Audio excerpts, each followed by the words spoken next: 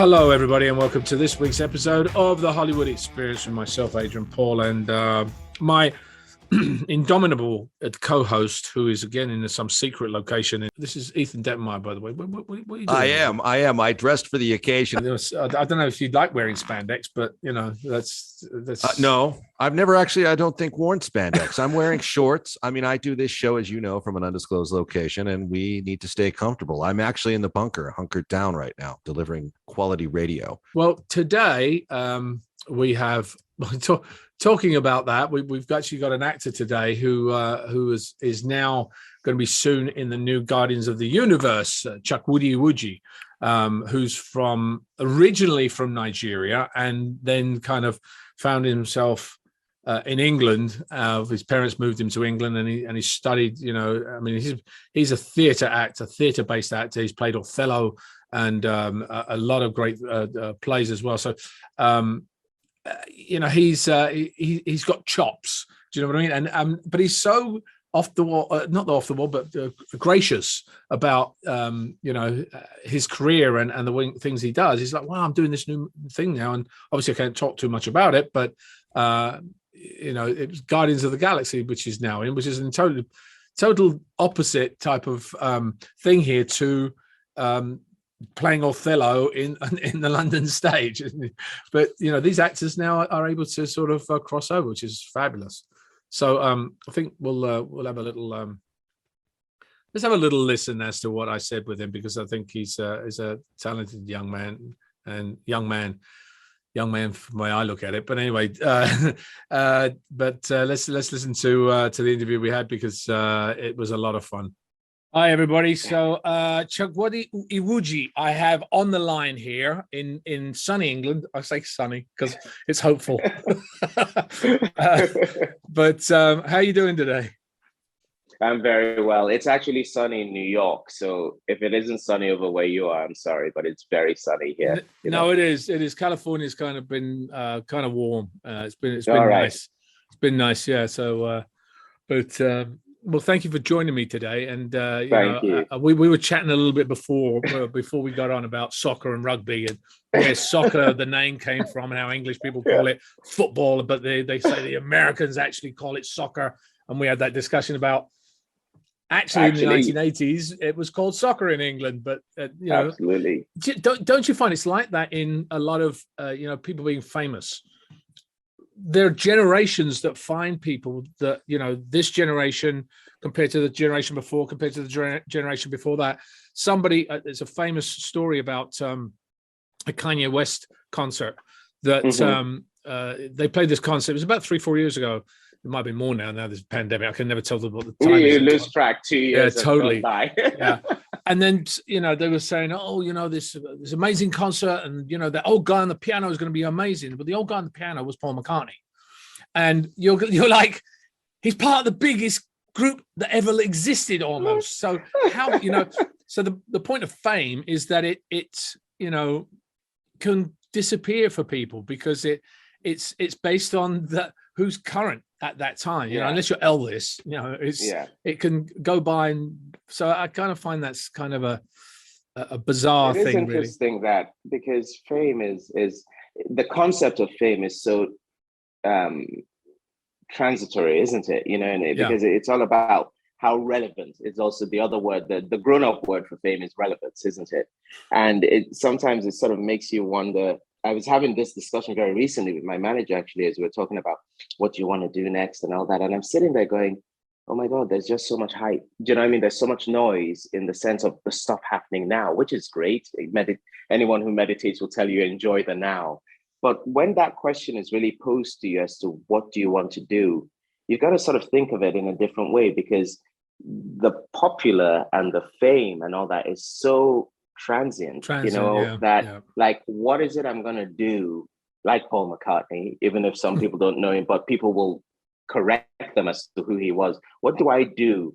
Sgt. Pepper's, whatever, that they just kept doing it album after album after album. Yeah. But what do you do that's going to sort of transcend time and mean so much to you, as opposed to what might guarantee the biggest billboards at the time? Does that make sense? Because those billboards get taken down at some point, you know? Well, you know, it's I a mean, very interesting question. The past like 15 years has all been about the superhero.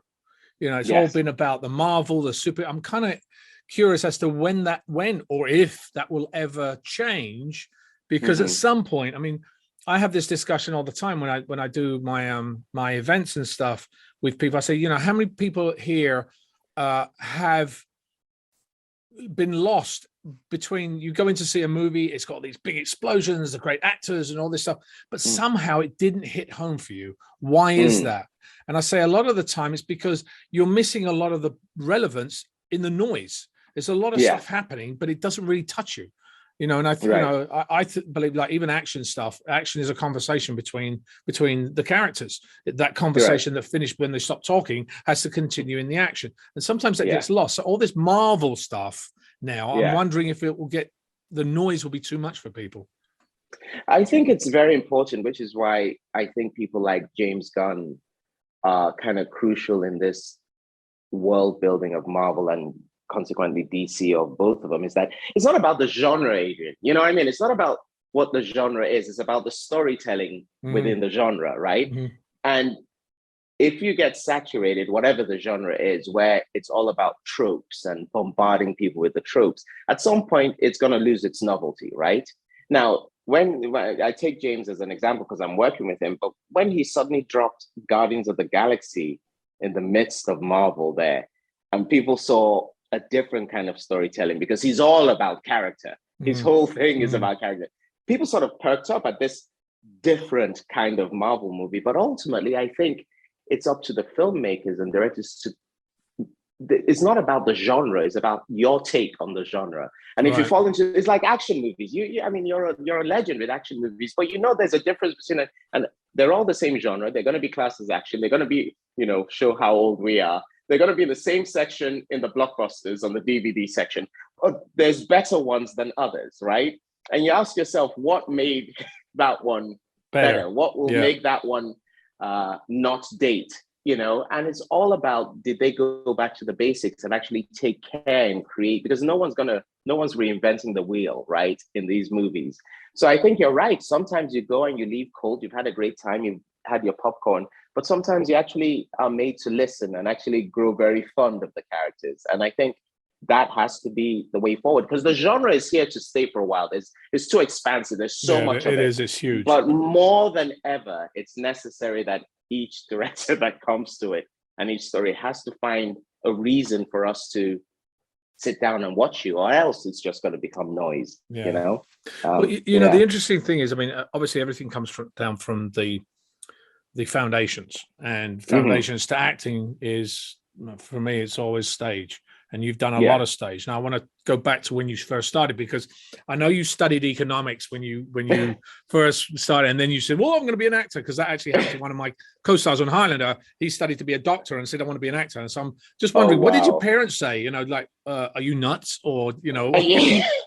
But you know, on top of that, Adrian, I'm Nigerian, so I have Nigerian parents, and I don't know if you have any Nigerian or African friends, but there's only three kinds of professions. There's a doctor, a lawyer, and an engineer. That's the only professions that exist. So honestly, I was one of the lucky Nigerians, I guess, because I was really nervous to tell my parents, because economics was something I did, a bit like sport, because I could do it, not necessarily because it was what I wanted to do. I could do it. I was good at it, and it made sense. You know, it's a very helpful, it's a philosophy. You can branch out with economics, right?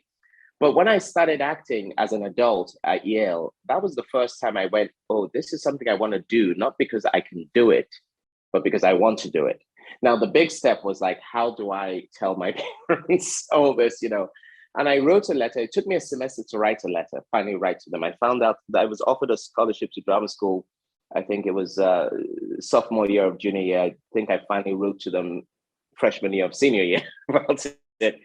And I waited. It was the old days of airmail. Remember those thin blue letters, airmail letters? Yes. Yeah, you and I. Yeah, those are great. So I wrote them the letter, and a couple of weeks later, I got the response.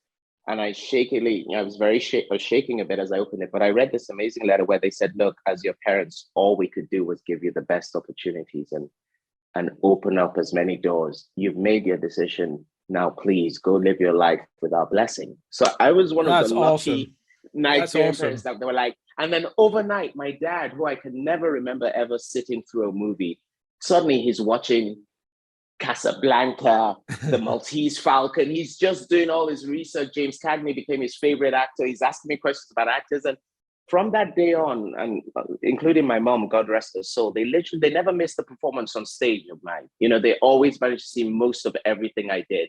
And their support meant everything. But it was a real shift. But I think the big shift, you say you have a friend that did it, is the difference between doing something you can do and finally finding something you want to do. Yeah. But, well, you know, I think that's a really good way your parents look at it, because that's how I look at it with my kids. I say, okay. Yeah. And I think parents sometimes get too involved in, you need to do this, because they're putting what they want on their kids. But all you can do is offer up the palette and say, here, try all of this. You decide what it is, because it's your life. But all our job is to guide you in that way. We'll give you little tidbits and see what comes out. You know what I mean? Right. You know? Yeah. So when you went to drama school, what was your feeling? I mean, obviously you came from Nigeria. You were in Ethiopia for a little bit, weren't you? And then you came over to England and spent time. Was it a big culture shock for you? It's weird because while I was living in Lagos as a kid, we were bombarded by Western films and television. So, and my child games are always reenacting movies and TV shows I'd seen, you know, those are so in a weird way, when my parents were with worked for the United Nations. And so we moved to Ethiopia, and then I went to boarding school in Caterham. Sorry, but when I arrived in England, it seemed so familiar, maybe because I'd grown up watching all those things, you know, the semi-detached houses and fish and chips and all that, and even the schools, the boarding schools, like we'd seen all that. And I remember my dad making a note. I was a tiny little thing. I think I was 11 or something, or 12. I was 12, and he just goes, "Are you not blown away by that?" I wasn't, because it just seemed so familiar. And it was the same thing when I came to the States for the first time, 7-8 years later, was, again, I'd seen New York. So we spent 5 days in New York before going up to Yale. I'd seen these places and movies, and it was like saying, hello, I'm finally here. Mm-hmm. So, and then drama school was in Wisconsin. That's a culture shock. Yeah, that's different. Yeah. So that's different. But no, I was always, and I think that's why it makes sense. I'm an actor. Really, wherever I lay my hat is my home. It really has been. And I feel very lucky about that I could kind of adjust to anywhere. If I'm in the place for the reason I want to be there, then it works for me. Does that make sense? You know? What do you like? I mean, obviously drama school is where you started, and that as an actor is really gets you your chops. And then we all kind of like flow off into different areas, whether it's TV, whether it's movies, whether it's a stage. I know you've done some great stage stuff. You played Othello, you know, and you've had some great reviews on it as well. What's your preference? I mean, do you like stage more than film? Is film something that is different for you to play in, or? Well, it's weird, because if you ask me as a kid, when those first seeds of, although it took me another like 20 years to make the decision of acting, it was about film. That's all. I didn't really go to plays as a kid, apart from the school plays I was in. It was all about my movie heroes, right? And TV heroes and stuff. So I probably became an actor to do film more than anything. But as you know, you go to drama school and you do the classics, and Shakespeare just made sense to me. And I loved it. It wasn't difficult for me to make sense of it. It wasn't difficult for me to tap into it. And consequently, people noticed I was pretty good at it. And, you know, that's when the RSC and the National, and of course I'm going to enjoy, because that was my, as you know, I don't know if you went to drama school or not, but the falsehood people make is to believe you're an actor when you leave drama school. No, drama school gives you the skills to become, if you're lucky, an actor. And what's hard in America, as opposed to Europe, is the lack of apprenticeship. You know, you're sort of cast into the world as a 22-year-old after drama school. Okay, go do your thing. Go compete with the pros and the whatever. Whereas in England and in Europe, you have these theater companies that you could go into and disappear for 5 or 10 years and learn your craft of the very best. Yes. Right. And I was lucky that was the path I wanted, because I think I was on the last group that was the path, before the explosion of TV. So it was like, of course, all my heroes went through the Royal Shakespeare Company and the National, so that's what I'm going to do. So it was both a deliberate choice, but also very fortuitous that people saw me and decided to nurture that. And although it's meant that my route to you today has taken 23 years as opposed to 3 years, I'm very grateful for that, because that's the actor I am, What was your feeling of, I mean, obviously you went off and did drama. Once you got your first short or your first TV series and that, what was it like? I mean, getting involved in that, was it like, oh, wow, this is different? Or yeah, it was terrifying. I think the first proper TV thing I did was a show called Proof. That I shot out in Dublin, and I was terrified. I mean, my first day of shooting, there were like all these extras. It was supposed to be this horrible funeral scene. I'm like, how do I not? Because for me, for the longest time, Adrian, acting on camera wasn't about acting. It was just trying not to look like an idiot. Was what acting on camera was for the longest time. So it was a shock, and it was very different. And I realized very quickly the necessity for doing your own homework. In the rehearsal room, you come on day one and you start working through this thing together, step by step for several weeks. On TV, you're shooting the final scene of episode 4 on your first day. Homework was something really big for me. I was like, have I done enough homework for this? And it was also scary because I was saying that half facetiously. I really didn't know what I was doing on camera for a long time. It wasn't until I came to the States and went through the hell of a pilot season. It is audition, tough, isn't it? After audition, audition. And you're not, some you nail, most of them you don't. It's 11 o'clock, you've just done one, and you get a call, can you do another one at 3 p.m.? It was a nightmare, and I wasn't good. I realized I wasn't good. The assumption that I could jump my own, make the adjustment into camera and film was a false adjustment. I needed to recalibrate. And one of the biggest, I had 2 acting teachers for camera, Ellen Novak and Bob Krakauer. And those 2 people, working with them, taking the humble pill to like say, I know you've been doing all this great stuff and theater stuff, but you need to go learn this craft. Doing those 2 classes probably saved my career, because I needed to find a way of channeling all those things you do on stage to this very intimate camera and giving yourself a fair chance, Yeah, I think that you're absolutely right. Doing the homework. I mean, I had one acting teacher of mine. I mean, I had several. One acting teacher of mine said to me, "A great actor is a great detective," and I think you're able to really, find all those things and then look at them. And as I've told people before, you like you said a second ago, it's not you go through beginning to end. It goes you shoot like the final scene first, maybe. So you have to know all the stuff that's happened. What is your journey? What are your obstacles? All those factors have to be put into that. I just did an episode of SWAT where we were actually it was in order. So I was like, oh, that's great, because now I can, I know. So it was pretty much in order, not totally, but pretty much in order. So that was interesting. But usually, like you said, it's not that. It's one thing gets pulled out. And so you have to know where all those pieces fit and how, because all of a sudden, if you're playing on one and then you're dark in another, either you're psychopathic, character that changes constantly, or you're going to look really idiotic.